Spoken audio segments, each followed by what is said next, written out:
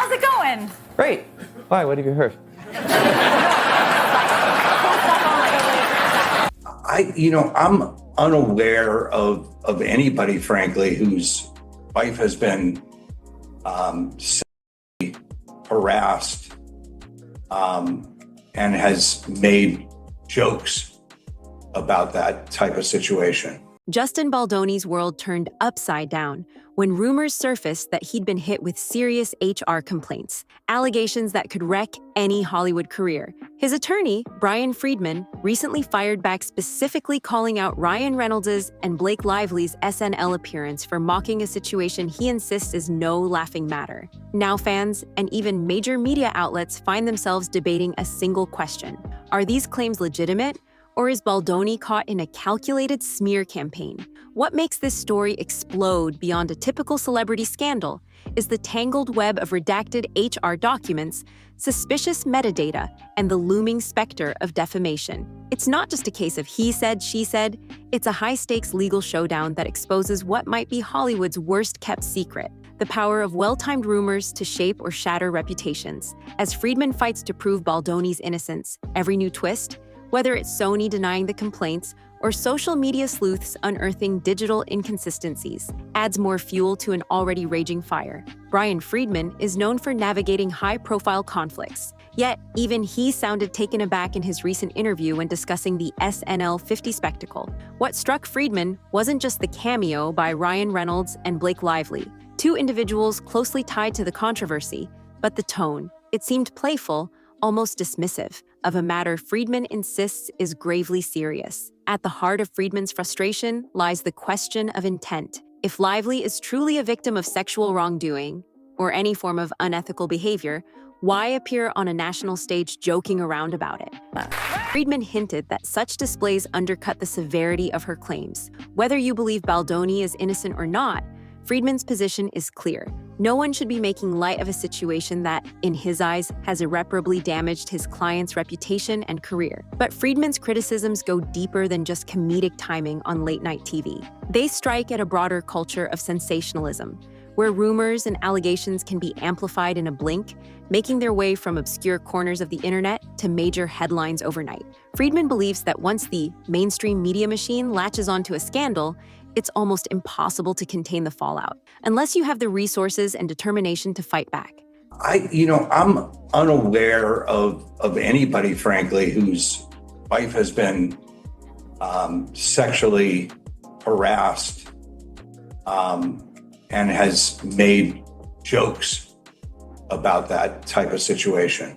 For Justin Baldoni, that fight seems to have only just begun. If you've been following the story, you might have heard whispers of HR complaints supposedly filed against Justin Baldoni. They paint a disturbing picture.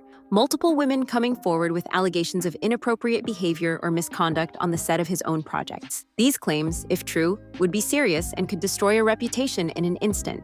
But here's the catch. Major news outlets apparently took one look at these documents and declined to publish.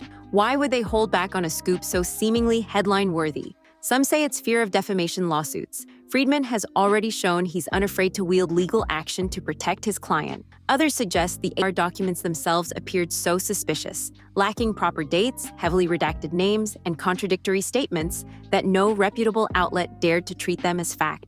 Even Sony, the studio at the center of much of the drama, has publicly stated it received no such complaints. This direct denial from a major studio has left many observers scratching their heads. If Sony doesn't acknowledge the documents, who is behind them? The speculative answer? Certain Hollywood players might be leaking these so-called complaints as part of a broader smear campaign.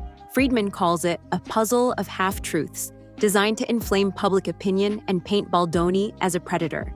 Yet the cracks in this puzzle are starting to show. According to Freedman, not only do we lack concrete evidence that any real HR complaint exists, but the timing of these leaks feels oddly convenient, landing just as public scrutiny of Blake and Ryan intensifies. Could these documents be a deliberate ploy to distract from bigger questions about the authenticity of the original claims? No matter where you stand, the alleged HR complaints serve as a flashpoint for a much larger conversation. Are we living in an era where false allegations can be weaponized by the powerful? If so, who benefits from spinning such a narrative, and why?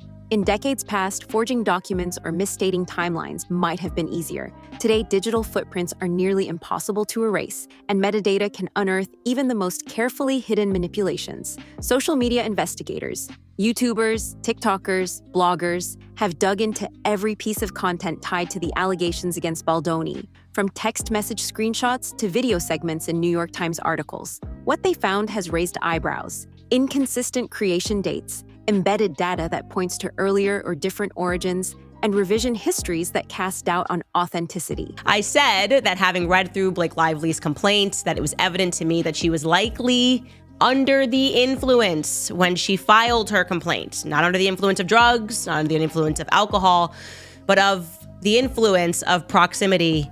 Some of the biggest bombshells revolve around the New York Times' initial coverage of the claims. Enthusiastic net sleuths claim to have found metadata suggesting parts of the story, or the accompanying visuals, were created days or even weeks before the article's official publication date. If true, it begs the question, was the narrative mapped out in advance? And if so, by whom? In Freedman's view, these discoveries are vital. They support Baldoni's insistence that he's been the victim of a deliberate smear campaign. Freedman has repeatedly stated that once the case reaches trial, they intend to present a mountain of digital evidence to demonstrate the orchestrated nature of these leaks.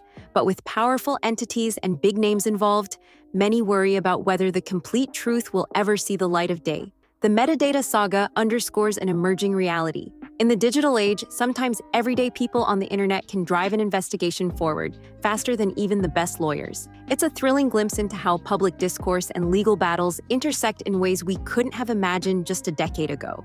When you think of Reynolds and Blake Lively, you might picture a glamorous Hollywood power couple, charming, comedic, always in the limelight. Now they find themselves in an unusual position.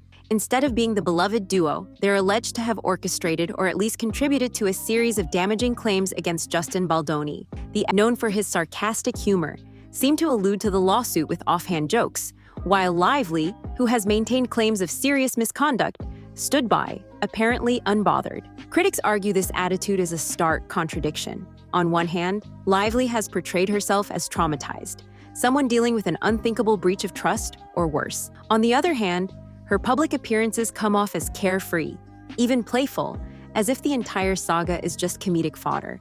This duality has fueled skepticism. How can someone treat a genuine harassment claim so casually? But perhaps the question is more nuanced. Could it be that Blake and Ryan are grappling with the best way to navigate negative press? In Hollywood, controlling the narrative is crucial.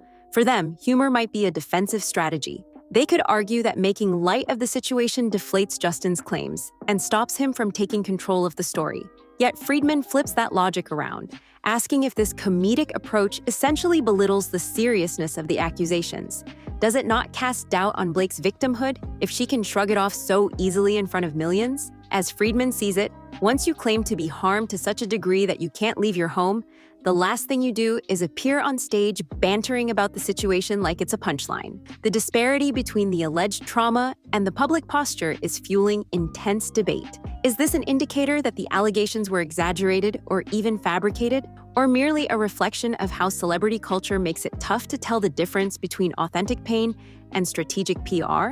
Beneath the glitz and glamour of Hollywood lies a well-oiled machine that dictates not just who becomes a star, but also how stories are told.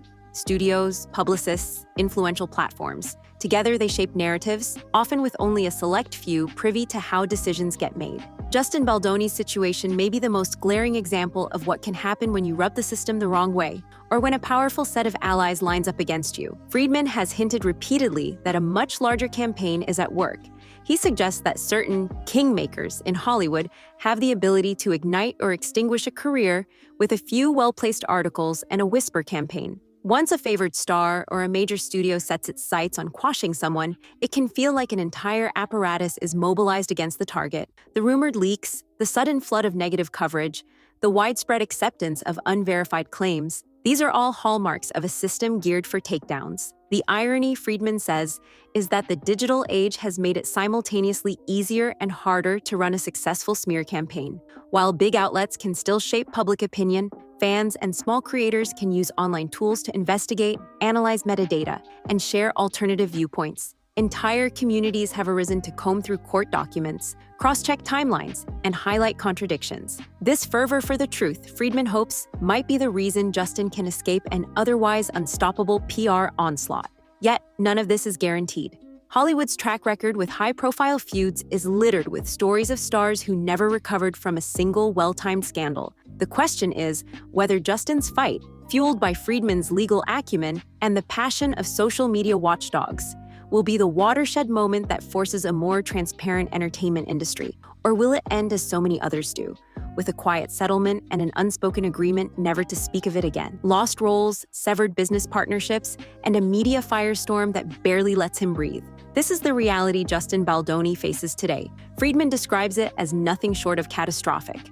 Rumor has it that Justin's once-packed schedule for the next couple of years has emptied out, as collaborators shy away from any association with controversy. In Hollywood, where reputation is currency, the allegations alone have been enough to tarnish his brand. What does Justin actually want from this legal battle? Freedman makes it clear, it's not purely about money. While the lawsuit may seek a significant financial figure, the real victory Justin desires is public vindication. He wants a declarative statement, perhaps in a court of law, or from the very outlets that ran with unsubstantiated claims that he did not engage in any wrongdoing. Justin, if I'm not mistaken, is on vacation right now with his kids in Hawaii. Is he still there? Do you speak to him? I do speak to him. I speak to him often. I wouldn't call it vacation. I don't think anybody who's been accused of heinous, arguably what are crimes, is on vacation. I think that he is trying to gather with his family and get some semblance of peace. This unwavering stance reveals something crucial about the case. If Justin were guilty of the alleged behavior, most attorneys would nudge him to settle quickly to avoid further public scrutiny. The fact that Freedman is doubling down, inviting depositions, pushing for a trial, suggests they have confidence that discovery will either poke holes in or completely dismantle Blake's and the New York Times' allegations. Of course, stepping into a courtroom can be risky. Court battles are unpredictable, no matter how much evidence you have. Yet Freedman's posture indicates that Justin believes a thorough cross-examination of Blake, Ryan Reynolds, and other key players will work in his favor. That might explain why many news outlets or celebrities who first championed Blake's claims are slowly backing away. Now that talk of subpoenas and depositions is on the table. Nobody wants to be caught in the crosshairs if a case flips the script and reveals potential wrongdoing or conspiracy. For Justin Baldoni, this is likely more than just clearing his name. It's also an effort to show that an individual, no matter how overshadowed by powerful stars, can challenge injustice if they possess unwavering resolve and credible evidence. Freedman's firm stance sends a message. They're not just fighting for a quiet settlement, they're fighting to change how easily someone's reputation can be demolished by allegations that might crumble under legal scrutiny. With each passing week, new layers of the story seem to unfold.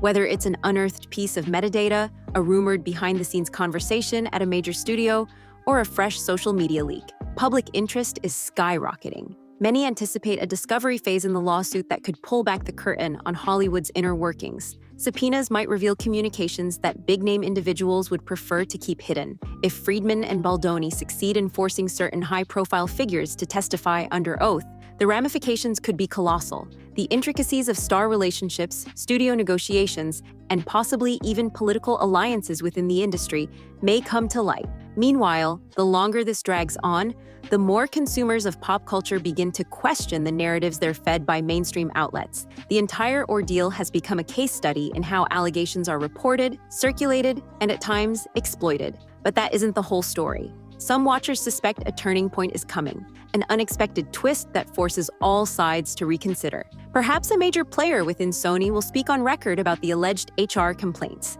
Maybe additional digital footprints will surface, further discrediting the New York Times article. Or maybe Blake and Ryan will shift strategies, aiming to minimize the comedic mocking that Freedman criticized. One way or another, the next revelations could redefine the conversation. What started as a seemingly simple conflict, an actor accusing another of misconduct, has ballooned into a sweeping saga about power, deception, and the delicate reputation balance every public figure must maintain. At the core stands Justin Baldoni, a man Freedman depicts as determined to fight for his good name, however long and grueling the process becomes. Surrounding him is a swirling mass of rumors and contradictory evidence, from suspicious HR complaints and questionable metadata to jokes made on a legendary comedy stage.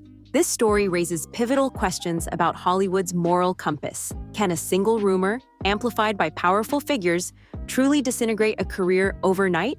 Or does the internet's collective scrutiny, combined with a relentless lawyer, hold the power to expose orchestrated smear campaigns? While we wait for the legal fireworks to spark, consider the bigger lesson. In an age of hyperconnectivity, narratives are constantly under revision. What we believe one moment might be debunked the next, and the lines between truth and manipulation can blur in an instant. Regardless of who you believe, one fact is undeniable. The ramifications of this lawsuit could echo far beyond Justin Baldoni's personal struggle. If he prevails, it might inspire a broader overhaul in how the media handles allegations, how studios respond to rumors, and how we, the viewers, consume and critique the stories placed before us. If he doesn't, it may reinforce the notion that fighting Hollywood's biggest players is futile. Either way, the stage is set for an explosive showdown, one that could challenge everything we think we know about celebrity culture, accountability, and the power of a single voice against the might of an industry.